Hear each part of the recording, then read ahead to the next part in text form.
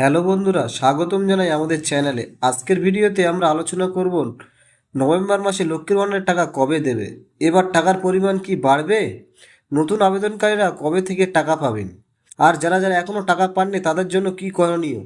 তাই বিস্তারিত এই ভিডিওতে আমি আলোচনা করব। ভিডিওটি একেবারে শেষ পর্যন্ত দেখলে আপনি সব প্রশ্নের উত্তর পেয়ে যাবেন। তাই ভিডিওটি ধৈর্য ধরে দেখুন, আর যদি ভালো লাগে তো চ্যানেলটিকে সাবস্ক্রাইব করে আমাদেরকে উৎসাহিত করবেন।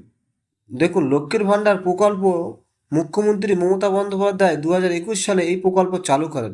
এই প্রকল্পের মাধ্যমে পরিবারের মহিলারা মাসে মাসে আর্থিক সহায়তা, দেখুন, সাধারণ মহিলারা পান 1000 টাকা করে, আর SC ST ক্যাটাগরির মহিলারা পান 1200 টাকা করে। সরকার এই টাকা সরাসরি ডিবিটির মাধ্যমে ব্যাংক অ্যাকাউন্টে পাঠায়। পশ্চিমবঙ্গে প্রায় 2,20,00,000-রও বেশি মহিলা এই প্রকল্পের নাম নথিভুক্ত করে রেখেছেন। আগের মাসগুলিতে আগস্ট, সেপ্টেম্বর, অক্টোবর এই মাসগুলিতে 3 থেকে 7 তারিখের মধ্যে টাকা ঢুকে গেছে। তবে সরকারের নতুন নির্দেশ অনুযায়ী 1 নভেম্বর থেকে দেওয়া শুরু হবে, অর্থাৎ নভেম্বর মাসের কিছু উপভোক্তার টাকা 1 থেকে 5 তারিখের মধ্যেই টাকা পেয়ে যাবেন। বাকিরা ধাপে ধাপে 10 নভেম্বরের মধ্যে সব টাকা পেয়ে যাবেন।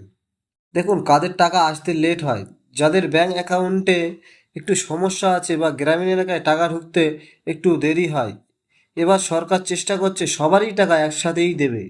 এবার আমরা আসবো নতুন আবেদনকারীরা কবে থেকে টাকা পাবেন। দেখুন, দুয়ারে সরকার ক্যাম্পে যারা নতুন করে আবেদন করেছিলেন তাদের টাকা প্রথমবারের মতো কিছুটা দেরিতে ঢুকবে, কিন্তু সরকারের নির্দেশনায় নতুন আবেদনকারীরা নভেম্বর মাসে টাকা পেতে পারবেন না। প্রথম কিস্তি ও দ্বিতীয় কিস্তির টাকা একসাথেও পাবেন না। তাই আবেদনকারীদের ধৈর্য ধরতে হবে এবং ব্যাংক পাসবুকে ঠিকঠাক রাখতে হবে।